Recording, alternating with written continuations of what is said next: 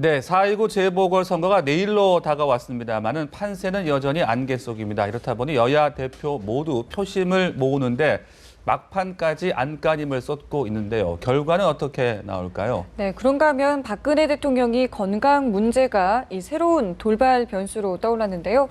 오늘 브런치 이슈에서 함께 짚어보도록 하겠습니다. 네, 오늘 박상병 정치평론가 장성호 건국대 교수 나오셨습니다. 안녕하세요. 네, 안녕하십니까. 자, 이번 4.19 재보궐선거 바로 이제 내일인데 판세가 안개 속이다, 전망이 어렵다 이런 이야기들도 나오고 있습니다. 먼저 두 분은 스코어부터 좀 점을 쳐볼까요? 몇 대 몇으로 전망을 하고 싶으세요? 그런 질문이 안 나오기를 바랐는데요. 거의 틀릴 확률이 많거든요. 저는 조심스럽게 한 3대1 정도로 예상해요. 새누리가 3, 새정치가 한 곳 정도 이기지 않겠느냐, 지금 그렇게 예상하고 있습니다. 네. 제가 지난번에 지방선거 때도 쪽지게처럼 맞췄는데 아, 그러셨어요? 네.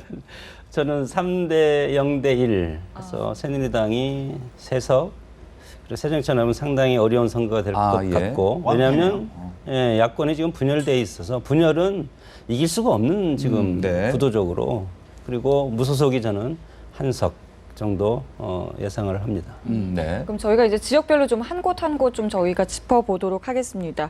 먼저 새누리당 김무성 대표가 인천을 10번 넘게 방문을 했습니다. 이것만 봐도 정말 이 지역은 놓치지 않겠다라는 의지가 보이는데 예상은 어떻게 볼 수 있을까요?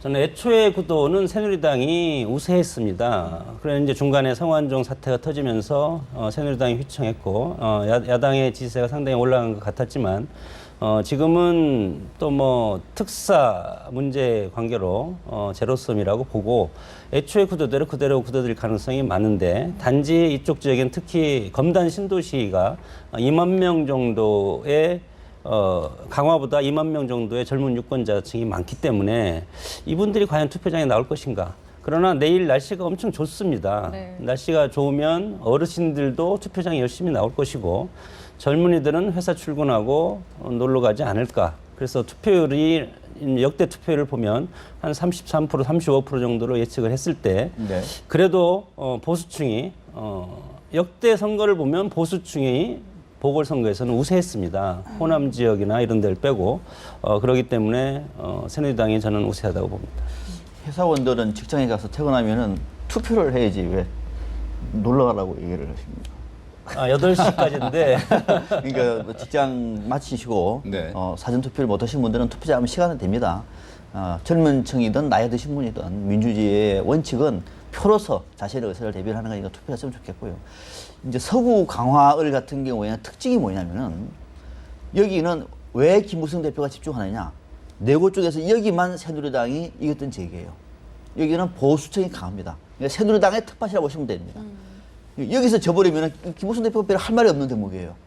또 여기는 처음부터 판세가 좋았어요. 또 네. 잘 나가다가 성완종이 있었기 때문에 지금 엎치락뒤치락 하면서 접전 양상이거든요. 네. 그러니까 김무성 대표가 이곳에 11번이나 가가지고 거의 하루 종일 있으면서 총력을 쏟는 이유도 거기 있는 겁니다. 여기서 무너져 버리면 한 말이 없는 대목인데 방금 우리 이제 장 교수님 말씀하신 것처럼 특색이 뭐냐면 강화는 북한하고 접경지가 아닙니까? 보수성이 강합니다. 또 여기는 나이가 드신 분들이 많아요. 아무래도 시골 지역이니까. 그러니까 여기는 보수가 강하고 또 금단은 정반대예요. 신도시니까 젊은 층이 또 많아요. 외지에서 오신 분들이 많습니다. 여기는 인천에서 지역적 강화 그런 것이 또 아니에요. 젊은 층은 대체적으로 좀 야성이 강하지 않습니까? 이 두 개가 지금 충돌되고 있는데 최근에는 금단 쪽에 또 인구가 많이 유입이 됐어요. 그래서 방금 말씀하신 것처럼 만약에 이 다수 인구가 투표장에만 가면 게임 끝나는 거예요. 네. 근데 날씨가 좋아서 놀러 가버리면 문제가 심각해질 것이고 네. 만약에 젊은 층이 이번에 표를 행사한다고 얘기하면은 야당이 유리한 말 네. 그대로 이게 또 어떤 결과가 나올지를 정말 예측하기 어려운 지역이 되어버렸습니다. 네. 네. 투표장에 가서 투표를 하는 것도 정치적인 찬성 반대를 할 수 있지만 요즘은 투표장에 가지 않음으로써 정치적인 반대 의사를 표현하는 것도 투표의 한 방법이라고 생각을 합니다. 굳이 뭐 놀러 가고 놀러 가지 않고를 떠나서 네. 저는 뭐 민주주의가 되려면 투표를 많이 해야 되지만 네. 그래도 그런 측면이 있고 최근에 성완종 사태를 비롯한 여러 가지 정치적인 어려움이 많지 않습니까? 이것이 국민들로 하여금 정치적인 무관심이라든가 정치적인 실망감 이런 것으로 인해서 사전투표도 상당히 지난보다 좀 낮았고 네. 그리고 지난 총선보다는 반 정도밖에 지금 사전투표율이 안 된 것에서 우리가 볼 수 있듯이 국민들이 상당히 정치적인 실망감이 상당히 강하고 그래서 투표율이 덩달아 특히 여기에서 영향을 끼친 것은 젊은 층이 네. 투표장에 안 간다는 겁니다. 엄청나게 그런 것에 예민한 세대이기 때문에. 그러나 60대 새누리당 지지층에서는 거의 80% 이상이 투표장에 네. 간다고 봤을 때 구도적으로는 새누리당이 유리한 선거 구도가 지금 네. 형성돼 있다. 네, 어느 연령대가 투표를 많이 하느냐 이것이 변수가 될 수 있다 이런 말씀이셨고, 자 광주 말이죠. 새정치연합 입장으로서는 놓칠 수가 없는 곳일 테고 그만큼 문재인 대표가 힘을 쏟았는데 천정배 후보와의 승부 어떻게 좀 예상을 하십니까? 워낙 막강합니다. 지금 새누리당에서는 광주에 목을 베는 분위기라고 얘기하면 김무성 대표가, 왜냐하면 여기는 새정치민주연합은 오랫동안 당선이 잘 안 되던 지역이에요. 전통적으로 친여성이 강하니까 근제되죠. 반대는 어디냐? 광주 서구을이에요. 여기는 광주 서구을은 이기는 문제가 아니고요. 여기는 새정치민주연합의 정신지역 또는 지역적인 본토입니다. 텃밭이에요. 여기서 만약에 무소속 후보 당선돼 버리면은 쉽게 말하면은 새정치민주연합의 텃밭의 민심이 문재인 대표는 안 된다라고 하는 결론이 나버리는 거예요. 이보다 더 치명타가 없는 거잖아요. 다른 지역에서 1년 2배, 3배의 아픔이 큰 것이 광주 서구을입니다. 네. 그래서 문재인 대표가 강주에 수없이 내려가면서 왔다 갔다 하면서 선거운동을 하는 이유도 거기 있는 것이고, 또 여기는 무소속의 천정배 후보가 어떻게 보면은 상징적인 인물이에요. 그러니까 친노가 아닌 지금의 민주당 가져오는 새정치민주연합까지는 안 된다라고 하는 상징적인 인물이기 때문에 여기서 만약에 천정배 후보가 되어버리면 더더욱이 문재인 대표 체제가 붕괴될 수도 있는 그런 위험성이 있기 때문에 아마 문재인 대표라든지 새정치민주연합이 지금 여기는 전 의원들이 다 가가지고 지금 다 뛰고 있습니다. 그만큼 신경을 쓰고 있는데 결과는 얼마 전에 여론조사 공표 이전까지 이런 결과를 보니까 대체적으로 천정배 후보가 앞서기는 하고는 있습니다만은, 그러나 이건 특히 광주 같은 경우에는 상당히 전략적인 투표를 많이 하는 곳입니다. 그래서 막판에 여기는 막판에 당 쪽에 당에 대한 충성도가 높은 지역이기 때문에 네. 당을 지지하는 후보들이 그 유권자들이 대거 와가지고 투표를 할 경우에는 사전체가 아무래도 조직이 있으니까 탄탄하겠죠. 그렇게 될지 아니면은 이번에는 이 사전체가 좀 도저히 안 된다. 이번 기회에 한번 총선 때 바람을 바꿔보자. 네. 그래가지고 천정배로 가지. 여기도 아직은 가늠하기가 저는 쉽지 않아서 뭐 결론을 말씀드리기 참 어렵습니다. 네. 총선을 현재 상정을 하면 단일 대우로 가는 것이 많고 호남 유권자가 단합해서 새정치민주연합을 당연히 찍을 겁니다. 60% 이상 찍어서 당선이 될 텐데 지금은 보궐선거 특성이라는 것이고, 과거의 우리 역사를 보면 2003년도 노무현 대통령이 열린우리당을 분당에서 나가서 만들고 민주당이 남아있지 않았습니까? 그때 당시부터 호남은 전략적인 선택을 했습니다. 그때 당시에 열린우리당을 견제하기 위해서 보궐선거 전부 그때 당시에 민주당을 지지해 준 그런 역사가 있고 지금도 같은 구도라고 봅니다. 문재인 지금 대표가 친노의 대표적인 상징적인 것이고, 지난번에 전대 때도 박지원 의원이 패배하지 않았습니까? 거기에 상당히 호남 민심이 술렁이고 타격을 받았다고 생각하고 여기에서 보호 본능이 저는 있다고 봅니다. 그래서 이번에 천정배 후보를 여론조사상으로 지금 상당히 지지를 하고 있는 것도 열린우리당이라든가 문재인 대표를 비롯한 친노 세력을 견제하고, 그리고 총선 때라 가서는 어차피 이것이 마지막 단일 대우로 묶여지기 때문에 지금은 호남의 존재감을 드러낼 수 있는 표심을 틀림없이 저는 보여줄 것이다. 이렇게 저는 네. 예측을 합니다. 네. 그리고 서울 관악을 역시 지금 혼전 양상을 보이고 있는데 여긴 또 여러 가지 변수가 있었습니다. 그동안 보면은 이상규 전 의원이 후보직을 사퇴를 했고요. 그리고 현수막 파동도 있었습니다. 이러한 어떤 변수들이 어디에 좀 유리하게 작용을 할 거라고 보세요? 이거는 뭐 교과서적으로 말하면 정동영 후보한테 유리한 거죠. 현수막 같은 경우에는 정태 후보가 좀 무리수를 쓴 거죠. 제가 봐도 민망합니다. 정말로 오차범위 안에 미세한 것까지 그걸 순서대로 해가지고 제일 많다고 얘기하는 건 민감하고, 또 그런 방식의 선거운동 가지고는 사실은 별로 나이스하지가 않잖아요. 더더욱이 그 여론조사마저도 중앙선관위가 문제가 있다고 지적을 해서 그 현수막 철거합니다. 이거는 제가 볼 때는 상당히 정서적으로 안 좋은 겁니다. 그거 하나하고, 또 하나가 여기는 이제 지금 관악구을 같은 경우에는 어떤 문제가 있느냐면은 정동영 후보가 국민모임 대표지 않습니까? 옛날에 야당의 대선 후보였어요. 그 얘기는 다시 말하면은 전통적으로 이쪽에는 호남 출신의 어르신들이 많이 거주하는 지역이라고 얘기하면은 이분들은 친노하고는 담을 쌓은 사람들이 많아요. 근데 지금 정태 후보는 친노입니다. 그리고 또 이 사람들이 지지했던 김희철 전 의원은 이번 탈락이 됐어요. 억울하게 본인은 또 탈락했다 그럽니다. 불과 몇 표 차이로. 자, 이런 정서가 감안될 경우에는 제가 볼 때는 최근에 1년에 야권끼리 싸움인데 지금은 만약 야권이 팽팽하게 해서 양분돼 버리면은 예. 어부지가 될 수가 있는 것이고 아니면은 양쪽에서 야권이 한쪽으로 힘이 쏠리면은 야권의 중에서 하나가 그러니까 새정치민주연합 후보나 또는 정동영 후보나 한쪽으로 힘이 쏠릴 경우는 이길 수가 있는 것인데 그 표심, 그러니까 나이가 드신 호남 출신 유권자들의 표심이 막판에 어디로 가겠느냐가 마지막 변수인 것 같아요. 최근에 일련의 사태는 정동영 후보한테 조금 유리한 구도가 되지 않겠느냐 이렇게 저는 보고 있습니다. 네. 새정치연합의 가장 본거지 이번에 네 군데 중에서 광주보다도 오히려 관악을 포기할 수 없는 지역이 새정치민주연합 지역인데 특히 보궐선거라는 특성이 중요한 것이 그것이 있습니다. 거물들의 귀환이라는 그런 측면에서 봤을 때 정동영 후보의 경쟁력이 상당히 강하다. 이것은 무슨 뜻이냐면 새정치연합의 표를 엄청나게 많이 끌고 와서 야권 후보를 2등분 반토막 낼 그런 경우가 있을 때 그럴 경우에는 과연 누가 유리할 것인가. 저는 새누리당이 간발의 차로 우세하리라고 봅니다. 네. 그래서 야권이 예를 들어서 정동영 후보가 마지막에 사퇴를 한다거나 네. 새정치민주연합 후보가 사퇴를 하지는 않겠죠. 그럴 경우가 벌어지지 않는 이상은 새누리당이 구도적으로 이것은 뭐 정치 역학 구도 정도로 이렇게 우리가 분석을 할 수가 있는데 분열하는 팀은 이길 수가 없는 선거가 서울 관악을이라고 봅니다. 조금 더 추가하면은 이제 이렇게 돼요. 앞서 제가 말씀드린 것처럼 새정치연합 후보, 그다음에 그러니까 정태호 후보죠. 정태호 후보, 정동영 후보가 야권 표를 비슷하게 가져가 버리면은 둘 다 2등, 3등이 예를 들어서 미세할 경우에는 새누리당이 어부지를 얻는 거예요. 네. 그렇게 될 것인지 아니면은 이쪽에 앞서 말씀드린 것처럼 서울에서 호남입니다. 이분들도 상당히 전략적으로 표를 아는 사람들이에요. 그러면은 정동영 후보와 정태호 후보 중에서 될 사람을 한쪽으로 일방적으로 몰아줄 수가 있어요. 표를. 이를테면 나는 이분이 싫지만은 이번에 보니까 될 것 같아요. 그럼 이분 쪽으로 가는 거예요. 또는 나는 정동영 후보가 싫지만은 정동영 후보가 될 것 같아요.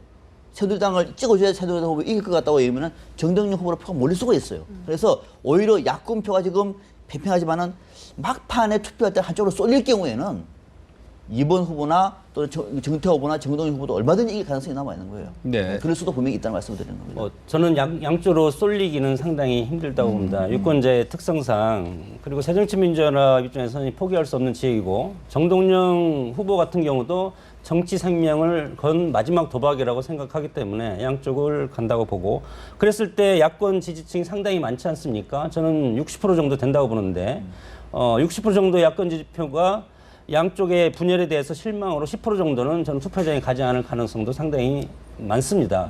그렇게 봤을 때 점점 더 새누리당 후보가 당선 가능성이 점점 더 저는 높아간다고 보고 이런 구도가 저는 바뀔 가능성 거의 없다고 봅니다. 네. 경기 성남에서는 김미 후보가 사퇴를 하지 않은 상황인데요. 네. 어떻게 전망하십니까?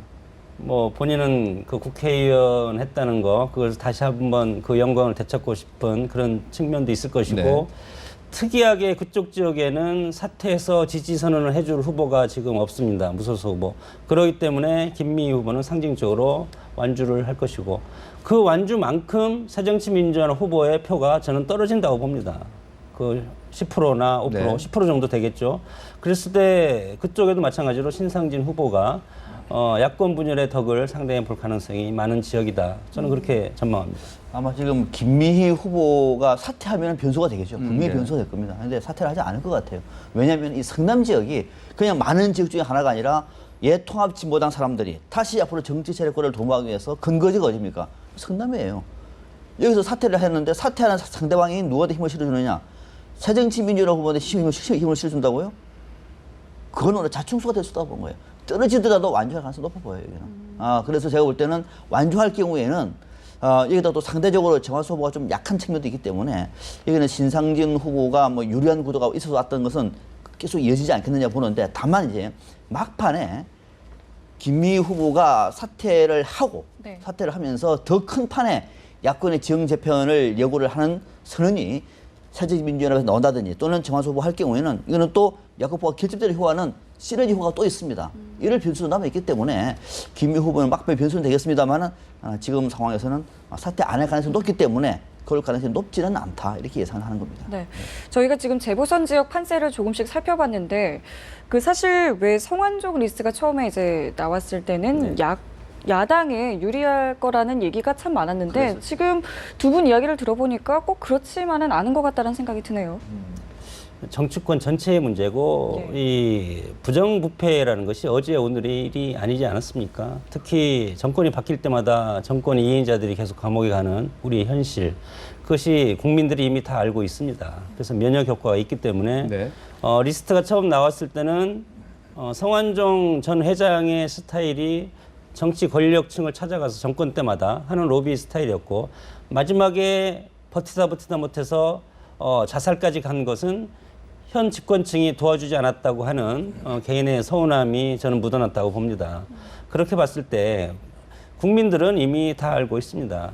우리가 고도 성장을 하면서 산업화 단계 거치면서 빠른 경제 성장을 하다 보니까 이 재벌과 정경유착 이런 것이 우리의 오늘날의 정치 현실이었고, 이것이 앞으로도 이것을 바로잡지 않으면 우리가 앞으로 나갈 수가 없고, 특히 이런 측면에서 박근혜 대통령의 임무가 상당히 엄청 커졌다. 저는 그렇게 보고, 그런 측면에서 봤을 때 여야 공이 정치적인 비판을 받기 때문에 재보궐선거에는 저는 애초부터 저는 특별한 영향이 없을 거라고 얘기를 했지만, 특히 지금 여론조사 같은 걸 보더라도 지금 이 두 건을 가지고 각 지역에서 특히 투표율이 좀 낮지 않습니까? 네.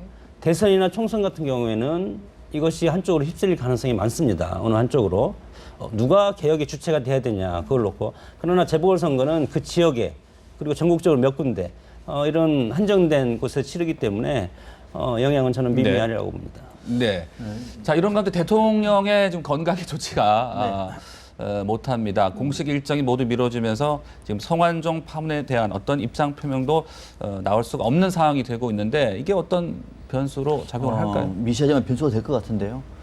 박 대통령이 건강이 안 좋은 거, 또 사실 원래 남미 순방이라고 하는 것이 힘든 일입니다. 우리 젊은 남자들도 남미에 뭐 7박, 8박, 10박 왔다 갔다 오면 엄청 힘든데, 대통령이 그것도 아주 강행군을 해서 기억하면 뭐 건강에 안 좋을 수가 있는데, 마침 또 4.25 재보선전에 오늘 국회에도 지금 주재를 못했습니다. 이런 상황 보면 걱정하는 목소리가 높겠죠. 아무래도 이런 것들은 국정에 대해서 걱정하는 분들이 투표장에 가서 표로서 자신의 입장을 대변할 가능성이 높아 보여요. 아주 미세하긴 합니다만은 이것도 저는 야당한테 좀 부담이 될 것 같은, 공격할 수도 없고 빨리 와서 일을 하시 이렇게 할 수도 없는 것이고, 입장을 밝히라, 몸이 아픈 분한테 얘기할 수도 없는 것 같고, 그래서 오히려 타소 야권한테는 부담스럽긴 합니다만 전체적인 이게 변수가, 야권 같은 경우에는 사실 전략에 저는 실패가 크다고 봐요. 이 좋은 분위기 속에서, 좋다는 얘기는 뭐냐면 선거 전략으로 좋은 판세 속에서 리드를 못하고 오히려 쫓기고 있는 것은 이번에 임하는 재보선 임하는 야권 지도부의 선거 전략 실패가 치명타다. 그렇게 좀 강조하고 싶습니다. 이 병명과 증상까지 좀 구체적으로 발표를 하다 보니까 또 여러 가지 말들도 나오고 있는 것 같거든요. 어떤 셈법이 있는 걸까요? 셈법은 아니고 대통령의 건강은 1급 비밀이라고 할 수가 있고, 국가적으로는 국정의 최고 책임자이기 때문에 상대적인 뭐 외국의 관계도 있고 그렇지 않습니까? 그래서 외교적인 문제까지도 이것이 연결될 수가 있는 문제인데, 이것을 굳이 병명을 제시할 수밖에 없었던 것은 제시를 하지 않고 가만히 있으면 또 온갖 억측이 나올 것이고, 그래서 구체적으로 진단이라든가 여러 가지 결과, 그리고 그동안에 링거를 맞았던 거, 그런 것까지 구체적으로 할 수밖에 없었던 것은, 그걸 그럼에도 불구하고 성완종 사태에 대해서 의사표명을 했을 때 워딩을 하나를 잘못하면 엄청나게 큰 부메랑이 다시 돌아올 가능성이 많습니다. 왜냐하면 선거에 영향을 끼칠 수 있는 말을 했다고 했을 때 야당이라든가 새누리당이라든가 야당의 지지층 사이에서 어떤 분란이 일어날 소지가 상당히 많기 때문에 지금은 뭐라고 그럴까요? 말을 하지 않는 것이 배기하기 가장 좋은 그 처방이라고 저는 봅니다. 4.19 재보선이 있기 때문에 재보선을 앞두고 박 대통령이 귀국을 했고, 또 더더욱이 지금 국내 현안이 많지 않습니까? 성완종 리스트가 남아있고, 지금 검찰이 수사 초입기에 들어간 상태고, 이완구 총리 사퇴하고, 이런 상황 속에서 정치적인 쟁점이 상당히 많을 수밖에 없는 상황이거든요. 대통령이 나와서 얘기를 하는 대로 또 안 하고 앞으로 더 가만히 있을 경우에는 또 그래도 무리 인재가 생기니까, 아마 청와대 쪽에서는 정확하게 이걸 국민에게 설명을 하고 나름대로 어떤 그 협조를 요청하는 뜻으로 좀 구체적으로 얘기를 한 것 같아요. 뭐 오래도록 시간이 걸리는 것은 아니고 이틀 정도니까 이틀 정도는 건강이 절대 안정이 필요하다고 하니까 좀 양해해달라고 하는 메시지를 던진 것을 봅니다. 뭐 크게 문제 삼을 것은 아니라고 봅니다. 네. 이제 그런가 하면 이제 어제였죠. 이완구 총리가 청사를 떠나면서 끝내 눈물을 보였는데 두 분 다 보셨을 네. 거라고 생각이 드는데요. 여기에서 이제 이야기를 한 것은 진실은 반드시 밝혀진다라는 이야기를 했습니다. 어떤 뜻으로 좀 보셨어요? 억울하다는 얘기죠. 나가면서까지도 눈물을 약간 머금으면서 예. 억울하다는 얘기를 한 것이고 더더욱이 여백을 남기지 않았습니까? 그 얘기는 뭐냐면 지금 말을 아끼겠다. 나는 돈 안 받았다는 얘기입니다. 글쎄요, 뭐 그렇게 그거는 이제 검찰에 밝힐 대목이고 네. 그 대목은 그렇다 치더라도 그 이후에 왜 이완구 총리가 이렇게 사퇴까지 가게 됐는가는 딱 3천만 원의 문제가 아니거든요. 그 부분과 관련해서는 사과도 하지 않았습니까? 국민이 죄송하다는 얘기인데 뭐 이완구 총리가 말 많이 하면 어제 같은 경우는 더 분위기 안 좋았습니다. 눈물까지 먹으면서 청사를 빠져나갔는데 퇴장하는 모습이 썩 그렇게 참 국민들이 볼 때도 보기에는 좋지는 않았고 제가 볼 때 이완구 총리는 정치적으로 제기하기는 상당히 어렵지 않겠느냐 이렇게 예상을 합니다. 네. 검찰에서 기소는 하겠지만 입증하기는 쉽지 않은 것이 이제 법원에서 가려지겠지만 법원에서도 그거 3천만 원에 대해서 입증하기 상당히 저는 어렵다고 봅니다. 그랬을 때 결국은 공직자로서의 처신이 부득이 소치라는 걸로 정치적인 책임을 지는 것이 가장 좋은 것이고 총리를 사퇴한다는 것은 대통령이 국정 수행을 도운다는 그런 뜻이고 특히 이제 뭐 눈물을 보였는데 정치인들의 눈물이 여러 가지 차원이 있습니다. 그런데 어제 그런 눈물은 정말 자신의 어떤 신세에 대한 한탄 쪽 그런 눈물, 본심이 스스로 흘러내는 눈물일 수가 있고 특히 이제 뭐 과거의 노무현의 눈물이라든가 여러 가지 정치인들이 결정적인 순간에 눈물을 많이 흘리고 네. 표심을 순식간에 바꾸는 그런 정치적인 행동이 있지 않습니까? 그래서 정치인들이 그것을 이제 통치술이라든가 지지 세력을 엮는 그런 중요한 수단으로 사용하는 것이 이제 눈물과 수건 이런 건데 그래서 인간의 감성에 호소하는 것이 이제 파토스죠. 그리고 이제 인간의 이성, 로고스. 그래서 인간의 이성에 호소하는 것은 정책적으로 하는 것이고 인간의 감성을 파고들어서 나한테 동조하게 만드는 것이 눈물이 가장 대표적인 거라고 네. 봅니다. 정치인의 눈물 말씀하셨는데 있는 그대로 보는 분들도 있을 것 같고 또 악어의 눈물로 보는 분들도 있을 것 같은데요. 그렇죠. 아마 찬반이 다 있을 것 같아요. 특히 야권 같은 경우에는 무슨 눈물이냐 사죄하라 뭐 이렇게 할 수가 있습니다만 저는 여야를 넘어서 어제 이완구 총리의 이제 전 총리가 됐습니다만 눈물은 좀 믿고 싶어요. 왜냐하면은 본인이 총리가 될 때 얼마나 고생을 많이 했습니까? 총리가 될 때 여당에서도 반대하지 않으면 다수가 겨우겨우 통과한 거거든요. 그래서 상당한 상처가 난데도 눈물이 그때도 많이 날 수밖에 없는데 어렵게 몸을 추스러 가지고 개혁에 대해서 부정부패에 대해서 신호탄을 쏘았는데 그 첫 상대로 성완종 전 회장이 지목이 됐는데 목숨을 떠나고 본인이 물러나니까 또 물러나는 과정 속에서 이런저런 해명 자체가 얼마나 지탄을 많이 받았으며 특히 충청권의 또 자존심까지 건드리는 발언이 나오지 않았습니까? 이런 과정 속에서 더 항변도 하지 못하고 네. 역대 총리 중에서 가장 짧은 70일 만에 물러납니다. 눈물이 안 날 수가 없는 거죠, 저는. 그래서 어제만큼은 총리의 진짜 눈물이었다. 이렇게 저는 평가하고 싶습니다. 네. 네. 네. 그리고 조금 전에 이제 교수님께서 말씀해 주시기를 투표율이 낮을 수 있을 것 같다. 정치적인 실망감 때문에라고 이제 지적을 해 주셨는데 실제로도 이제 낮은 투표율이 예상된다는 얘기가 많이 나오고 있습니다. 이렇게 될 때 여야의 유불리는 어떻게 좀 볼 수 있을까요? 투표율이 높을수록 야당이 유리한 겁니다. 뭐 역대 선거, 우리 선거가 그렇고 왜냐하면 젊은 층이 많이 간다는 것이죠. 그리고 어르신들 50대, 60대 이상 어르신들은 투표를 큰 행사라고 생각을 하는 경향이 많습니다. 경로당 가는 대신에 투표장에 가고 투표장에 가서 친구들 만나서 막걸리 한잔 하고 그래서 큰 행사로 생각하시는 어르신들과 그리고 투표는 정말 가기 힘들 그리고 내일이 바쁜 그리고 좀 쉬고 싶은 그런 젊은 층들이 투표장으로 끌고 오는 어떤 동인, 모티브를 야당에서 사실은 제공을 해줘야 되는데 그것은 지금 야당의 선거 전략도 정책 위주로 저는 가야 된다고 보는데 정치적 공방으로 갑자기 바뀌었습니다. 패러다임이 야당에서. 그것은 성완종 돌발 사태가 나온 필연적인 결과지만 그런 측면에서 봤을 때 야당에서는 선거 전략을 어떻게 할 수도 없는 그런 상황 논리로 보면 야당이 상당히 좀 안 좋은 그런 구도가 형성됐다고 볼 수 있습니다. 네, 이번 재보선 승패에 따라서 앞으로의 좀 전국 시나리오를 전망을 해주시죠. 새누리당은 한 곳만 이겨도 선전에 또 이길 수 있는 대목입니다. 이런 상황에서 한 곳만 이겨도 저는 나름대로 할 만큼 했다 할 수 있는 대목이고 문제는 야당이죠. 야당은 세 곳을 이겨야 됩니다. 그래야 본전인 겁니다. 두 곳 이기면 지는 겁니다. 특히 광주는 반드시 이겨야 됩니다. 그러지 못하고 만약에 2대2라든지 네. 제가 예상했던 것처럼 3대1이라든지 이쪽처럼 완패라든지 이럴 경우에는 이거 간단치가 않습니다. 이럴 경우에는 지금 당장은 물론 문재인 대표 체제가 흔들리지는 않습니다. 다른 대안이 없으니까. 네. 올 연말 정도에 이제 내년 총선 앞두고 당의 혁신 모멘텀을 만들어낼 때 지금 문재인 대표 체제가 안 된다는 여론들이 아마 쏟아져 낼 거예요. 그때 감당이 어려울 것 같아요. 그래서 앞으로 만약에 지금 새정치민주연합에서 패배 분위기를 갈 경우에는 문재인 대표 체제가 안착하기는 힘들 뿐만 아니라 이한말에 대폭발을 예상할 수 있는 대목이다. 위기다. 네. 치면은 이렇게 말씀드리고 싶습니다. 네. 투표는 내일인데요. 투표 결과는 좀 지켜보면 좋을 것 같습니다. 오늘 말씀 여기까지 듣겠습니다. 고맙습니다. 고맙습니다.